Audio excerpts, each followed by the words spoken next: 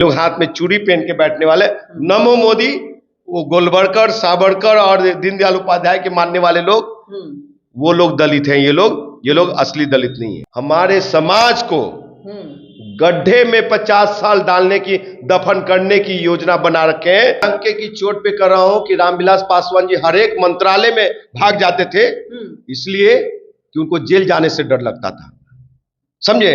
इसीलिए सभी मंत्रालय में भागते थे। आज चिराग पासवान आंख दिखा दे, अगर हैसियत हो, औकात हो, तो मोदी पे कुछ बोल करके दिखा दे, आरक्षण की मांग करके दिखा दे कि 12 जातियों को ये ईबीसी में शामिल किया जाए।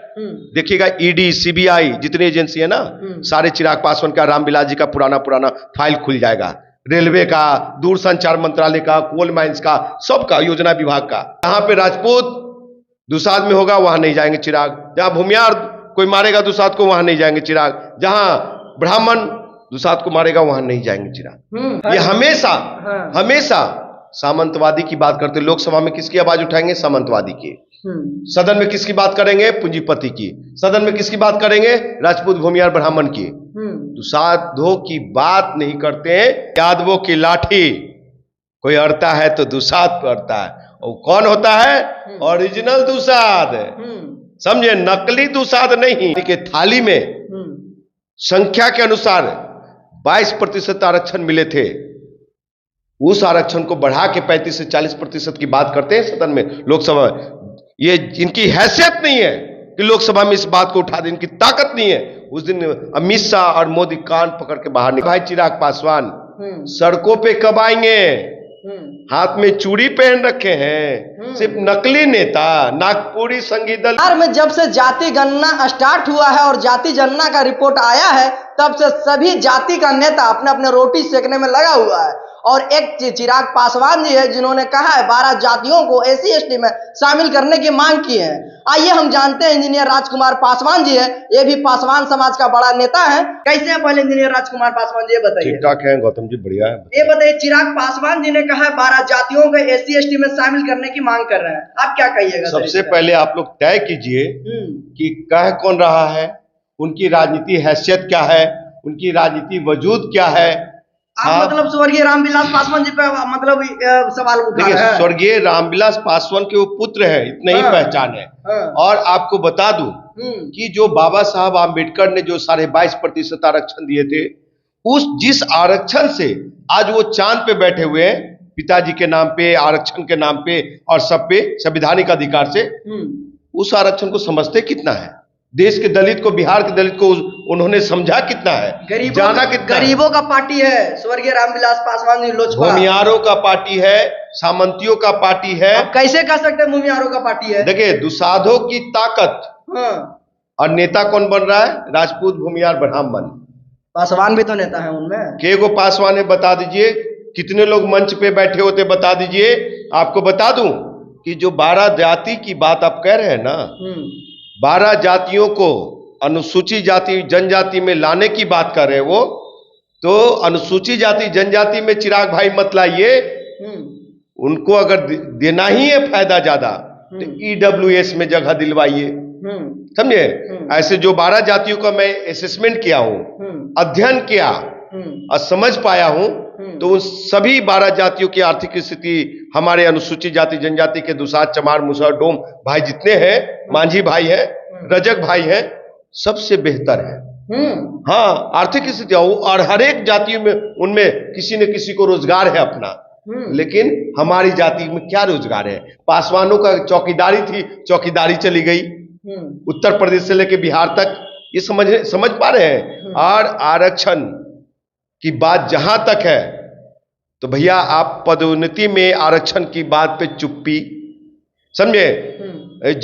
गन्ना पे चुप्पी सिर्फ मीडिया में बाइट देने से होगा भाई चिराग पासवान।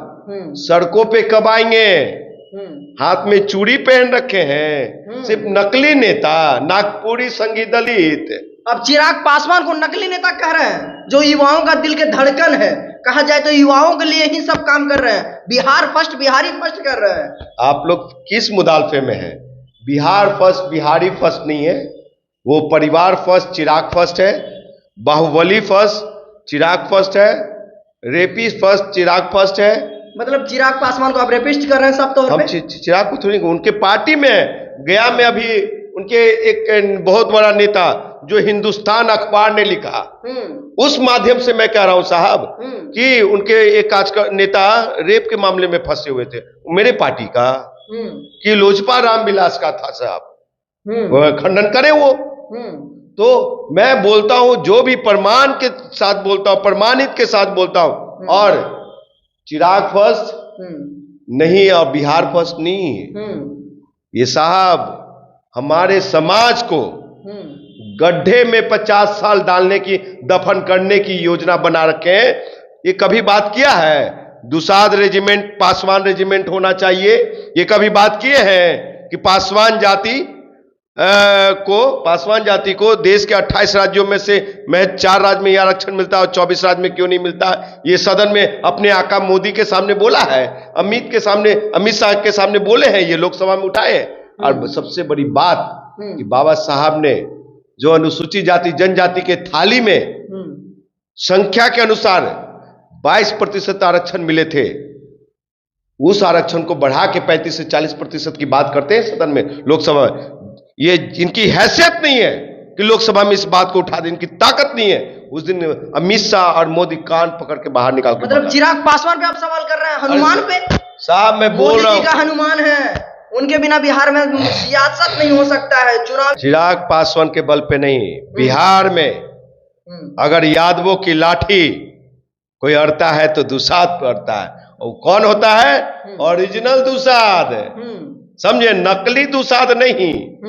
और बिहार में जातीय जनगणना के अनुसार दुसाद दूसरे नंबर पे है ताकत में, संख्या में। और सुन लीजिए, हम रुकने वाले नहीं हैं। अब नकली नेता का हो गया खेला, अब हो गई। ये कभी भी बोले हैं साहब कि अनुसूचित जाति जनजाति के लिए कभी दर्द छलका इनको? नहीं। दुसाद के लिए कभी दर्द छलका इनको? नहीं। ये हमेशा सामंतवादी की बात करते। लोकसभा में किसकी आवाज उठाएंगे? सामंतवादी की। सदन में किसकी बात करेंगे? पूंजीपति की। सदन में किसकी बात करेंगे? राजपूत, भूमिहार, ब्राह्मण की। दुसाधों की बात नहीं करते हैं। 15 दिन तक बेटी की रेप होती रही वैशाली में, 16वां दिन मार दिया गया, उसकी बात सदन में नहीं उठाए चिराग पासवान, क्योंकि उसमें सामंतवादी लोग जहां जहां जाते हैं, यादव दुसाद की में लड़ाई हुआ, कुर्मी दुसाद में हुआ, चमार दुसाद में हुआ, रजक दुसाद में, कहार दुसाद, वहीं चिराग जाते हैं। जहां पे राजपूत दुसाद में होगा वहां नहीं जाएंगे चिराग, जहां भूमिहार कोई मारेगा दुसाद को वहां नहीं जाएंगे चिराग, जहां ब्राह्मण दुसाद को मारेगा वहां नहीं जाएंगे चिराग। ये रिकॉर्ड है रे भाई, हम तो सब चीज नोट कर रहे हैं। नोट कर रहा है, कहां कहां चिराग गए हैं, कहां कहां नहीं गए, उस सब का मैं खुलासा करूंगा, सबका खुलासा करेंगे बिल्कुल। लेकिन ये 12 जातियों का SC/ST में शामिल होना चाहिए या नहीं आपके नजरिए से? एकदम नहीं होना चाहिए। युवा बिहार सेना पार्टी और इंजीनियर राजकुमार पासवान डंके की चोट पे कहता है कि अगर करना ही है उन भाइयों को बढ़िया अधिकार कि ज्यादा फायदा हो, ज्यादा प्रतिनिधित्व हो और ज्यादा लाभ हो, तो उन भाइयों को EWS में शामिल करवाओ। EWS में शामिल करवाओ। जो स्वर्णों को 10% आरक्षण मिली है उसमें शामिल करवाओ। साहब जिनकी संख्या 8 से 9%, उनको रिजर्वेशन 49.5% और ये 10%। वाह रे वाह देश का, ये क्या है? और उसमें हमारा नेता लोग, हमारे समाज की बात जो रिजर्वेशन सीट से जाते हैं उस पे नहीं। संविधान ऐसे नहीं लिखी गई थी, बाबा साहब की आहुति थी, बाबा साहब के बच्चों की आहुति थी, समझे। और हम इंजीनियर राजकुमार पासवान किसी नेता को, एजेंट नेता को, हनुमान नेता को नहीं मानते। हम मानते हैं डॉक्टर भीमराव अंबेडकर साहब को, बाबा साहब के मानने वाले लोग हैं। आप भी तो हनुमान है नीतीश जी का। साहब परिप्रेक्ष्य देखा है, बाबा साहब के विचारों को पंचायती राज में किसी ने उतारा, असामंतवादियों की कड़ी को तोड़ने का काम किया, उसका नाम नीतीश कुमार है। आज जो दुसाद, चमार, मूसा, डोम, रजक का बेटा, अनुसूचित जाति जनजाति का बेटा बेटी लोग ज्यादा से ज्यादा मुखिया, सरपंच, जिला पार्षद बन रहा है, तो बिहार के सम्मानीय मुख्यमंत्री नीतीश कुमार जी का देना है। इसलिए मैं कहता हूं कि मैं नीतीश का अनुमान हूं, अगर गलत बोलता हूं तो बोलिए। ये सब छोड़ दीजिए। दुसाद लोग कहते हैं कि नीतीश कुमार मेरा दुश्मन है। नीतीश कुमार ने काटने का काम किया है।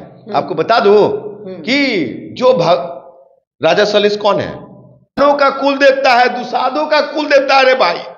उस भगवान को 50 फुट मूर्ति पटना की इको पार्क में लगाने का काम कौन किया? बिहार के सम्मानीय मुख्यमंत्री नीतीश कुमार। मैं कहता हूं कि मैं उसका हनुमान हूं। और जो मोदी, जो अमित शाह ने कुछ नहीं किया, संविधान पे खतरा, मैं मोदी का हनुमान हूं। संविधान खत्म किए जाएंगे, मैं मोदी का हनुमान हूं। आरक्षण को खत्म किया जाएगा, मैं मोदी का हनुमान हूं।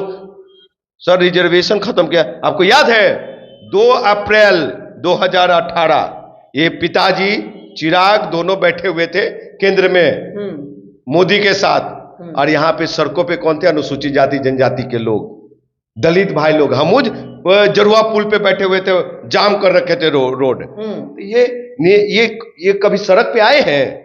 बिना सड़क के ही नेता है चिराग पासवान, आपके कहने का? सुनिए, जो आज अबोध भाई लोग बेरोजगार हैं, जो चिराग भैया जिंदाबाद कर रहे हैं, तो गौतम जी बता दूं आपको कि उसका दोषी स्वर्गीय रामविलास पासवान, जिस समय वो 40 साल के जिंदगी में, राजनीति जिंदगी में वो 7 बार केंद्रीय मंत्री रहे, 9 बार सांसद रहे।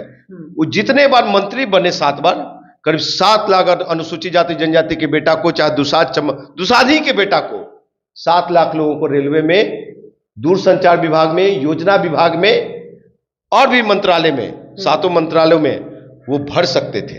किस किस में? पत्थर टालने में, खलासी में, चपरासी में, पानी पिलाने में, बेलदारी में। और आज ये बच्चे जो जिंदाबाद कर रहे हैं ना, जिनको अबोध समझ नहीं है, वो आज होते क्लर्क, सिपाही, दरोगा, engineer, doctor, IAS, IPS, BDO, CO. उसका तो भविष्य खराब करने वाला वही रामविलास पासवान जी है, इनके परिवार है। नौकरी किसको दिए? नौकरी किसको दिए? जो बैग लेके गया 2.5 लाख का, 5 लाख का, उन्हीं लोग को नौकरी। ये क्यों कहते मैं मोदी का हनुमान हूं? इसलिए करते हैं कि मेरे पिताजी का पीछे का रिकॉर्ड न खुल जाए और उसमें हम फंस न जाए। मेरा परिवार उठा रहे हैं मतलब चिराग पासवान जी पे, कि मतलब उनके पिता स्वर्गीय रामविलास पासवान जी पे इतना बड़ा। मैं डंके की चोट पे कर रहा हूं कि रामविलास पासवान जी हर एक मंत्रालय में भाग जाते थे, इसलिए कि उनको जेल जाने से डर लगता था, समझे? इसीलिए सभी मंत्रालय में भागते थे। आज चिराग पासवान आंख दिखा दे, अगर हैसियत हो, औकात हो, तो मोदी पे कुछ बोल करके दिखा दे, यही आरक्षण की मांग करके दिखा दे कि 12 जातियों को ये ईबीसी में शामिल किया जाए। देखिएगा ईडी, सीबीआई, जितनी एजेंसी है ना, सारे चिराग पासवान का, रामविलास जी का पुराना फाइल खुल जाएगा। रेलवे का, दूरसंचार मंत्रालय का, कोल माइंस का, सबका, योजना विभाग का। मतलब स्वर्गीय रामविलास पासवान एक तरह से भ्रष्ट नेता बताया जा रहा है आपके तौर पे। अच्छा एक चीज बताइए, जब रेल मंत्री थे वो, तो उनको चेयरमैन जेल क्यों जाते थे? जेल की जाता था ना, अखबार लिखाता था ना, क्यों जाता था? अब उनका कमी था ना, अब स्वर्गीय रामविलास पासवान के इसमें क्यों मतलब? अरे भैया, हम मंत्री जिस विभाग का, हमारे द्वारा चेयरमैन नॉमिनेट किए गए भर्ती बोर्ड का, अब वो क्यों सीबीआई उसको उठा के ले गया? कहीं ना कहीं तो पैसा का लेन देन खेलता। तो आपको बता दूं कि 12 जातियों को हम कभी बर्दाश्त नहीं करेंगे, और हम एक ही सुझाव देंगे कि उसे ईडब्ल्यूएस में शामिल किया जाए। अच्छा, मेरा लास्ट सवाल है पासवान जी, ये बताइए आप कि जाति जनगणना से आप खुश हैं या नहीं खुश हैं? अगर आप नहीं खुश हैं तो सड़कों पे कब आ रहे हैं आप? जातीय जनगणना से मैं खुश था, समर्थन किया था, लेकिन जातीय आंकड़े जो दिखाए गए उससे मैं खुश नहीं हूं मैं। और हम सड़कों पे आएंगे क्योंकि वीर शिरोमणि बाबा चौहरमल के वंशज है, राजा सलेश मकड़ा मांझी के वंशज है। हम सड़कों पे आएंगे, ये लोग सड़क पे कभी नहीं आएंगे। ये लोग हाथ में चूड़ी पहन के बैठने वाले, नमो मोदी, वो गोलवरकर, सावरकर और दीनदयाल उपाध्याय के मानने वाले लोग, वो लोग दलित हैं। ये लोग असली दलित नहीं है। आप देख रहे थे इंजीनियर राजकुमार पासवान जी हैं, जो स्वर्गीय रामविलास पासवान जी पे भी जो है इन्होंने आरोप लगाए हैं, तमाम सारे आरोप। अब ये कह रहे हैं कि ये बल्कि जो दलितों का नेता नहीं है, क्यों इसलिए दलितों का नेता नहीं है, इसलिए कि इनको पास में एक भी विधायक, एक भी सांसद जो है दलित समाज का नहीं है, समुदाय का लोग नहीं है, बल्कि इनका जो है जितने भी जनरल समाज का लोग हैं, इसलिए ये जो है दलितों का हित का बात नहीं करते हैं। कमेंट बॉक्स में जाके जरूर दीजिएगा। आप देख रहे हैं गौतम पासवान के साथ में न्यूज वैली। बहुत बहुत धन्यवाद आप।